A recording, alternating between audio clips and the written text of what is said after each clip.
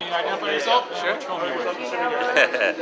We're with the little red guy, Being Elmo, a Puppeteer's Journey.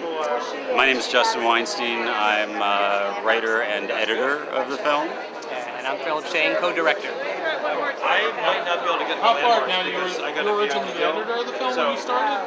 It's like, Oh yeah, well, I mean, really only a few of us made this whole movie, so we all shared a bunch of different roles. But yeah, I started out as, and really, basically, Connie and James had shot for years. They had a lot of footage, and they showed it to me, and we said, what are we going to do? And they kind of started working with the footage, but we didn't really know how to make a story out of it, because it was such a big story. So I started working on it. I worked on it for about a year, and then I was like, well, this is going okay, but I'll never finish myself. And I asked my buddy Justin to come in, and the two of us worked another year.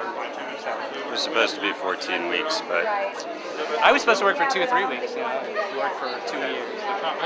So it was almost a Heaven's Gate of editing. Oh yeah, Well, but it came out good. yes, with a happy ending. How much footage were you guys having worked on? I mean, how many hours of footage did you guys have to pick through?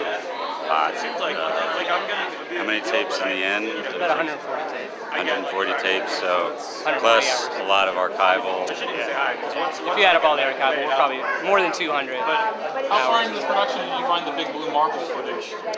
That actually Connie had before, I think almost before she did anything. She knew that was almost the thing that was going to make the movie, make or break the movie. She had that footage, and so first thing, she only had a VHS tape.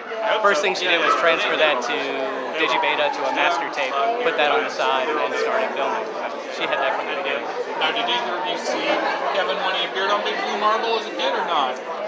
No, I don't think so, but I grew up in Maryland, and I now learned that when I was growing up, I was watching Kevin's puppets on television, on local television.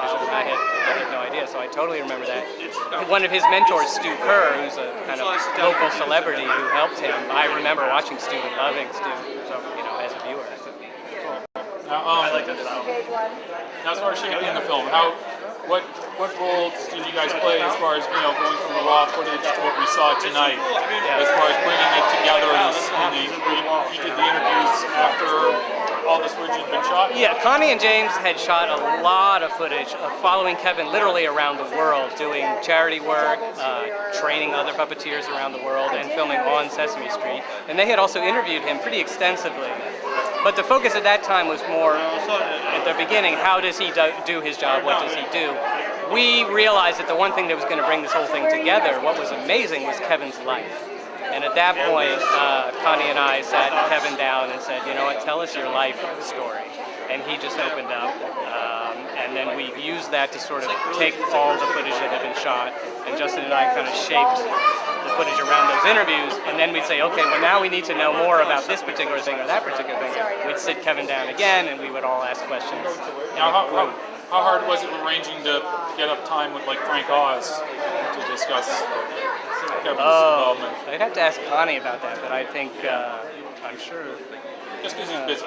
He's busy, yeah. That was about a 20-minute interview, but I tell you, he was so genuine in his interview. He's also very funny. There's a whole lot in Frank Oz's interview that is hysterical. Yeah. We just couldn't get in, so I don't know. Hopefully, now, when you're dealing with a subject like Elmo, how did you approach it as far as the age that you imagine the audience members being?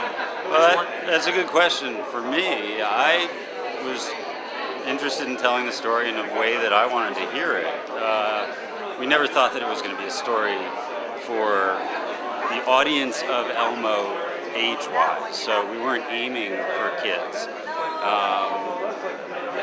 I think a lot of kids are interested in it because of the star of the movie, but otherwise I think generally one wants to make a film that's accessible to the biggest audience possible, and so that was really my goal. Yeah, I would say too, one thing I felt was really important. Originally, it was all about kind of Kevin's life and from that time period forward. And I think we grew up with Jim Henson. We remember Jim Henson. It felt like, that's a really huge thing, and a lot of people will appreciate that. And that really was Kevin's driving force, was to meet Jim and to work with Jim. And I can only imagine how great that would have been that he got to. So we put that in for the audience as well. It's kind of interesting because Jim Henson is the one who brought him to Disney World finally. Yeah. Yeah. Great moment. The one guy he didn't leave a note for to take him to Disney World. Yeah, that's right. Yeah. That's right. That'll teach you. You never know. Now, do you guys have any other projects you're part of or working on, or is any more Muppets you're doing? Or is it I'd love to do more Muppets. Yeah, if only. We'd keep doing films about puppets and Muppets if we could, but unfortunately, there are only so many out there. We have a production company. We also do a lot of science documentaries, believe it or not, even though this one is maybe a little bit about the science of Puppeteer. So we've got some projects in the works. Yeah. We love to do stories about just great, inspiring people, and no matter what field they're in. So I think that's